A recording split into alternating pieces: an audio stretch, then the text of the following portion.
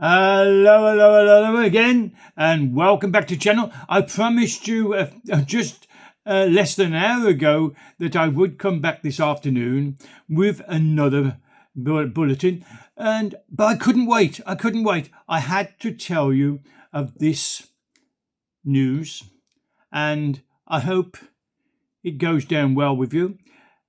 Well, it shouldn't do. The presentation, I hope, is satisfactory, but the news I'm going to bring you shouldn't go down well with you, because you and I are taxpayers. I'm a pensioner, but I still have to pay tax, and I'm paying income tax, I'm paying council tax, I'm paying car tax, I'm paying VAT tax on everything I buy. So we all are paying tax. And where's our tax going? I see potholes in the roads. I see Birmingham. I don't live in Birmingham, but I see rats as big as cats, as they're saying, with rubbish bins not emptied, and violence on the streets with no policing, it would seem. So we're paying for all this business. And what business am I talking about? Well, I spoke about the boat people and the Labour government saying we're smashing the gangs when they're not. So I want to get back again to the subject, but from a different angle. This angle is there are currently 38,000 migrants in hotels, which I mentioned in the last video. It costs the Home Office £5.5 million every day. Every single day, the Home Office pay £5.5 million every single day. Now, just let that figure sink in for a moment or two. How many people are paying tax on them? Pensioners paying their tax on their meagre incomes to pay for this £5.5 million a day, paying to put migrants into 4-star hotels. The hotel we mentioned that takes over a quarter of the immigrants is called the Stay Belvedere. I can't even say it. Belvedere. Yes, the Stay Belvedere Hotels Limited. And it's one of the main providers of hotel accommodation for immigrants coming to Britain. And it made a profit, as I mentioned before, £50 million for the previous 12 months. The contract was given to them by the last Conservative government, but it cannot be ended until September 2026, which again I mentioned. Stay Belvedere Hotels Limited operates 51 hotels across England and Wales, housing asylum seekers. It has now lost the contract, but will continue, as I say, till the end of September 2026. The Home Office contract has been cancelled, following concerns about its performance and behaviour as a government supplier. Border Security and Asylum Minister Angela Eagle said, "We have made the decision to remove State Belvedere hotels from the Home Office supply chain and will not hesitate to take further action." What further action she won't hesitate to take, she doesn't mention. The contract was originally signed by the previous Conservative government in 2019 and is worth, wait for it, I'll go through that again. The contract was originally signed by the previous Conservative government in 2019 and it's worth around £2 billion a year. Not the whole contract. £2 billion a year is paid to just this one organisation who provides accommodation for just 1/4 of the migrants, and it costs £2 billion a year. So 2019, 2020, 21, 22, 23, 24, it's already cost £12 billion to house these migrants. What did the Labour people say when they got into government? We're 20 billion in debt. Well, there's 12 billion in housing migrants. Now that's just the housing. Don't forget the telephones and the driving lessons and the English lessons and whatever else we have. and they're probably dressed as well, clothes, because most of them came on the boat with just a little haversack on their back. And I think they call it rucksack now, don't they? So the company is responsible, as I said.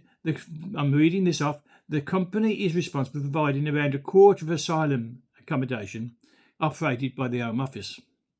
There are currently more than 38,000 migrants in hotels, costing the Home Office government £5.5 million. The 8,000 more asylum seekers.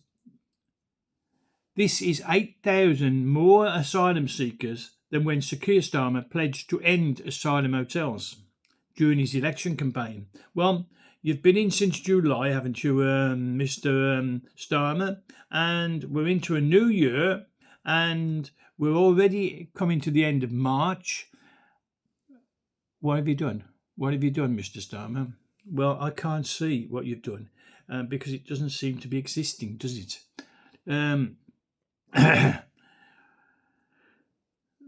Figures released show 5,847 migrants have crossed the Channel so far in January and February and part of March.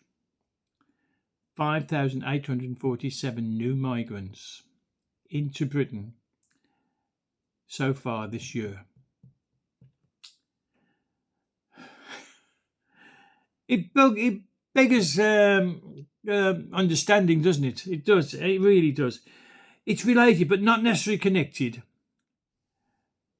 Nigel from leader of the Reform Party. I'm afraid I keep mentioning Nigel or the Reform Party. I'm not a member.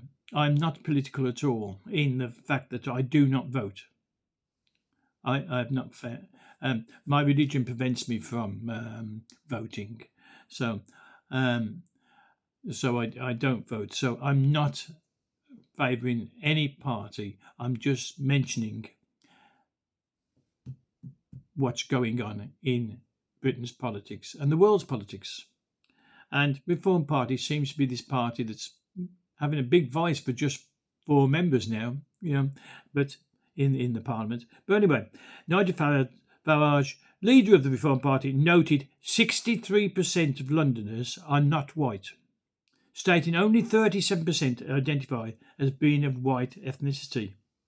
So only 37%. It's just slightly more than a third of the population of London is indigenous, and the rest are originally from overseas.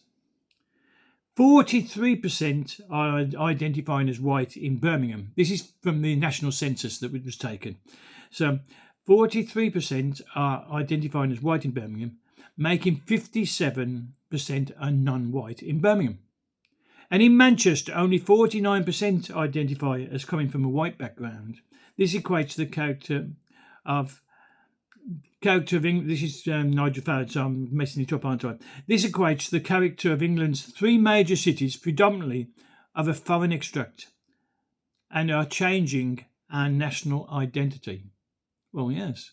If you're bringing in people from different cultures and different countries, then of course, and they outnumber, as it says there, 63% are not from white backgrounds in London, 57% are non-white in Birmingham, and 49% are non-white in Manchester. Of course, the character will be changed. The cultures will be changed. They're not integrating. They don't integrate. They're not going into a country and thinking, this is the way they live and live in that way. No, they take their own religions, they take their own cultures, they take their own ways of living and socialising, and they bring in their own religions, and it changes the whole character of a country. In this case, it's if you go to Birmingham. I used to live in Birmingham. I was born in Birmingham, and if I go there, I don't recognise the place. But when I left, I could see the changes. And they were dreadful. I grew up where neighbours looked after each other, and as a child growing up, I would call the neighbours auntie or uncle or Mr. and Mrs. Never ignore them. Now, even here, where I live in this nice semi-rural area, and it's across the road from me is all countryside. The neighbours do not speak to me. They don't speak to each other. They keep to themselves. They don't help. I went over. I saw a neighbour's elderly, and his son-in-law or son. I don't know which one it is, but he came with his wife and in his large car, and the front garden was unruly. And he started chopping bushes down some. And I saw him from my window, and I took my chainsaw, my portable electric chainsaw, to give him a hand. And he looked at me. Well, what do you want? And I said, well, I've come to help. You can borrow it. I can cut them for you, or you can use it, and I'll come back and collect it later. And he went, no, thank you, no, thank you. I can manage. And he struggled and struggled. They wouldn't even accept a helping hand. This is what's happened to Britain today. It's very, very worrying how our societies are deteriorating so badly. But I've digressed, haven't I? I've digressed. So we went through that. Nigel Farage is saying the character of our national identity is changing. The 50% in Birmingham are of foreign extract, 63% from London, 49% from Manchester. The three major cities of Britain, of England, are predominantly of a different race now. Now, this goes some way to identifying why London's Metropolitan Police Force is always seemingly operating on a two-tier policing system, where people getting preferential, put your teeth back in, David, preferential treatment over the indigenous British population. Whites are no longer in the larger group. Police are serving the larger population. Mr. Farage is quoted as saying 1 in every 6 in Britain now is from overseas. Now, this is across the whole of Britain. So he mentioned those 3 cities before, but now he's saying 1 in 6 in Britain is now from overseas. This is up from the 1 in 8 just a few years ago, he says. Immigration is therefore fundamentally changing the way and makeup and nature. Are we losing our identity? Do you believe that's true? Are we losing our identity? Your comments are always welcome, as you know, and just be civil in your replies to each other. And this was meant to be a quick follow-up to the first one I did this morning, and it's still here morning. It's still only 25 past 11 as I finish off this broadcast. So until the next one, I don't think I'll do another one today on it, but you never know. So until the next one, be safe, be good, and goodbye from DJ. Bye.